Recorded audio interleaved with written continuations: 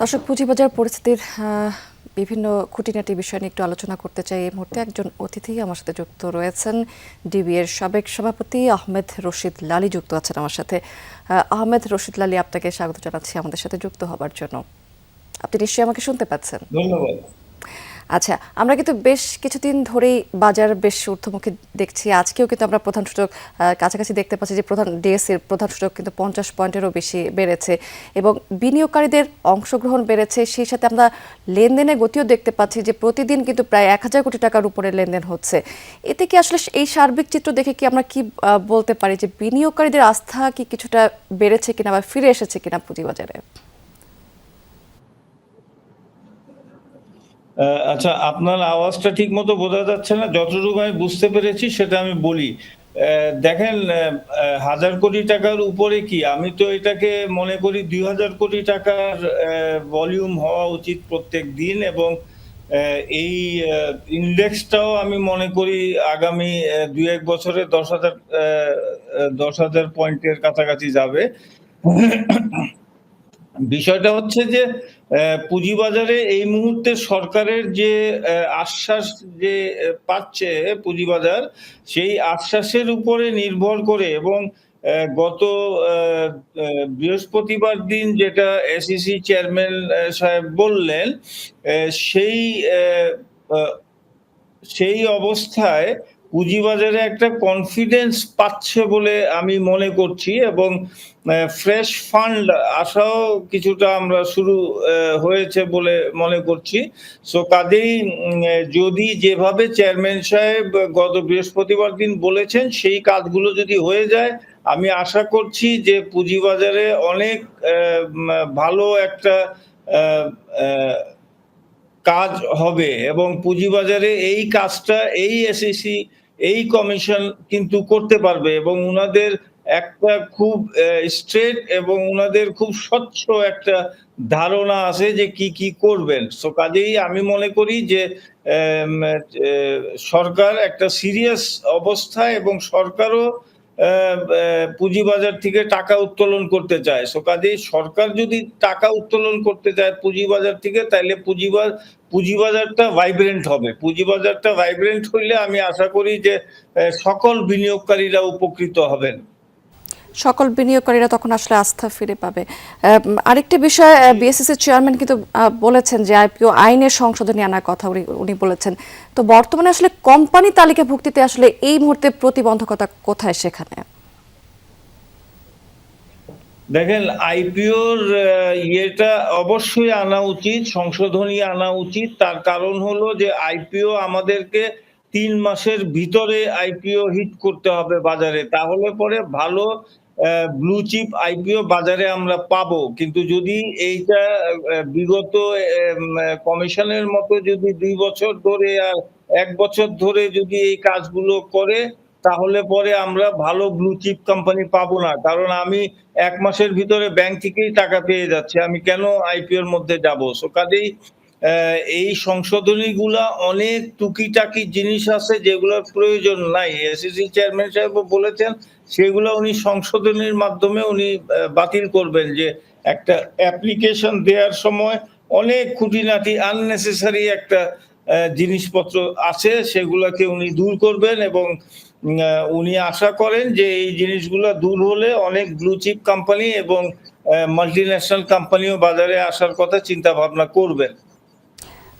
চেয়ারম্যানের এজেন্ডায় কিন্তু আরেকটি বিষয় ছিল যে ক্ষুদ্র বিনিয়োগকারী যারা আছে তাদেরকে আসলে শক্তিশালী করতে হবে। সেক্ষেত্রে আসলে মিউচুয়াল ফান্ড নিয়ে আমাদের কাজ করতে হবে। সেক্ষেত্রে কিন্তু আমাদের দেশে মিউচুয়াল ফান্ড আমরা জানি যে অনেকটাই কিন্তু নিষ্ক্রিয়। এটি আসলে কিভাবে সক্রিয় করা যায়?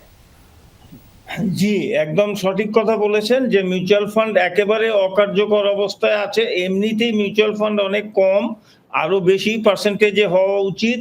সেটা তো খুবই কম, বাট তারপরেও মিউচুয়াল ফান্ডের উপরে কোনো কনফিডেন্স নাই, একেবারেই নাই। বিকজ বিগত 15 বছরে মিউচুয়াল ফান্ডের সাথে যা হয়েছে টাকা পয়সা নিয়ে, সেটা একেবারে অবিশ্বাস্য, এবং এখানের মধ্যে যেটা কমিশন চিন্তা করছেন সেই জিনিসগুলো হয়ে গেলে পরে আরো অ্যাকাউন্টেবিলিটি বাড়বে এবং বিনিয়োগকারীদের কনফিডেন্স মিউচুয়াল ফান্ডের উপরে আরো বেশি আসবে। সো কাজেই মিউচুয়াল ফান্ডের সংশোধনী অনেকগুলা আসবে আমরা আশা করছি, এবং চেয়ারম্যান সাহেব সেই আশ্বাসটা দিয়েছেন। জি, নিশ্চয়ই কাজ হবে সেক্ষেত্রে। আরেকটি বিষয়, খুব গুরুত্বপূর্ণ বিষয় এই মুহূর্তে, যে বন্ধ কোম্পানি নিয়ে কিন্তু এখনো পর্যন্ত আমরা জানি যে কারসাজি চলছে, এতে কিন্তু ক্ষতিগ্রস্ত হচ্ছে বিনিয়োগকারীরা। সম্প্রতি কয়েকটা কোম্পানির ট্রেড সাসপেন্ডও করা হয়েছে। এই সাসপেন্ড করাটা কি আসলে একমাত্র সমাধান কিনা, অথবা আর কি করা যায় এই ক্ষেত্রে? ধন্যবাদ। দেখেন, এই যে বিষয়টা আপনি বললেন, এই বিষয়টা নিয়ে আমি কয়েকদিনই বলেছি। এটা সাসপেনশন কিন্তু এটার কোনো আনসার না। হ্যাঁ? সাসপেনশন করলে কোনো কাজ হবে না। এইটার পিছনে আপনাকে ইভেনচুয়ালি আপনি সাসপেনশন করে রাখেন, কদিন করবেন? সেটার পরে আপনাকে তো একটা অ্যাকশনে যেতে হবে। সো সেইটার জন্য ডিমিউচুয়ালাইজেশন ডিলিস্টিং করতে হবে। সো ডিলিস্টিং যদি করা হয় তাহলে ডিলিস্টিং রেগুলেশনটাকে অ্যামেন্ডমেন্ট করতে হবে। ডিলিস্টিং রেগুলেশনটাকে যুগোপযোগী করতে হবে, এবং যেটা আমি বলি, যদি আপনারা ভারতের ইয়েটা নেন, এক্সাম্পলটা নেন, ভারতের উদাহরণ যদি নেন, তাহলে ভারতে যেটা হয় সেটা হলো যে এসইসি একটা ভ্যালুয়ার বসায় সেই কোম্পানিতে, এবং ভ্যালুয়ার প্রতি শেয়ারের ভ্যালুয়েশন বের করে, অ্যাসেট ট্যাসেট দিয়ে, যাদের টাকা আছে ওদেরকে ফেরত দিয়ে, তারপরে শেয়ার হোল্ডাররা প্রতি শেয়ারে কত টাকা পাবেন সেই ভ্যালুয়েশন করে তারপরে শেয়ার হোল্ডারদেরকে সেই টাকা দেওয়া হয়। তো কাজেই এই কাজগুলা ডিলিস্টিং অ্যাক্ট যেটা আছে রেগুলেশন, সেটা একটু চেঞ্জ করতে হবে, যুগোপযোগী করতে হবে।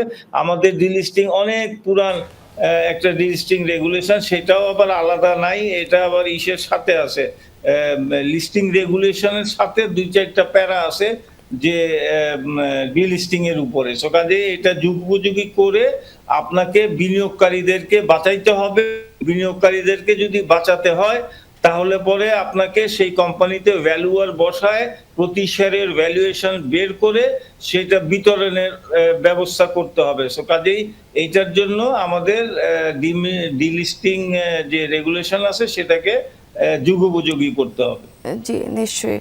লালি, খুব ছোট্ট করে যদি সার্বিকভাবে আমাদেরকে একটু বলতেন যে এই মুহূর্তে আসলে পুঁজিবাজারকে গতি ফেরাতে বা চাঙ্গা করতে আসলে কি কি আপনার মতে কি কি আসলে করণীয় এই মুহূর্তে?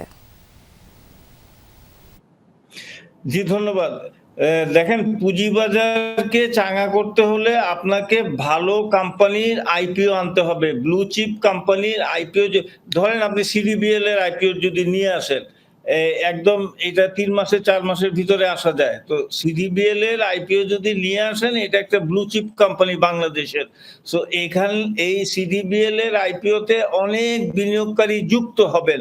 সো বিনিয়োগকারী যুক্ত কখন হন বাজারের সাথে? উনারা যুক্ত হন একটা নতুন আইপিও আসলে। তারপরে দেখেন আপনি বিকাশ, এই বিকাশের আইপিও যদি আপনি নিয়ে আসেন, এটার সাথে লক্ষ লক্ষ বিনিয়োগকারী যুক্ত হবেন। সো কাজেই এই আইপিও গুলা ইমিডিয়েটলি, আজকে বাজারে আইপিওর খরা কিন্তু ৩ বছর ধরে। তো আইপিওর খরাটাকে সারতে হবে। আপনি যতক্ষণ ভালো আইপিও না, আপনি যদি সাপ্লাই সাইডটা যদি ঠিক না থাকে তাইলে কিন্তু আপনি ডিমান্ড করে পোষাতে পারবেন না। সো কাজেই আপনাকে সাপ্লাই সাইডটা ঠিক রাখতে হবে। ব্লু চিপ কোম্পানি, আমি ২টার নামই বলে দিলাম। আরো অনেক ব্লু চিপ কোম্পানি আছে, আমি নাম বলতে পারি। এইটাকে উনাদেরকে কাজ করতে হবে, স্টক এক্সচেঞ্জকে কাজ করে উনাদের সাথে বসে সেমিনার সিম্পোজিয়া করে ব্লু চিপ কোম্পানির মালিকদের সাথে বসে এই কাজগুলা করতে হবে, এবং এইটার মার্কেটিং না করলে পরে এই কোম্পানিগুলোকে আনা মুশকিল। সো কাজেই রেডি আপনি ২টা কোম্পানি আছে, সিডিবিএল, বিকাশ, এইগুলোকে ইমিডিয়েটলি যদি নিয়ে আসতে পারেন, বাজারে একটা লং টার্মের জন্য ভালো একটা ব্লু চিপ কোম্পানি বিনিয়োগকারীরা পাবে এবং তারা উপকৃত হবে।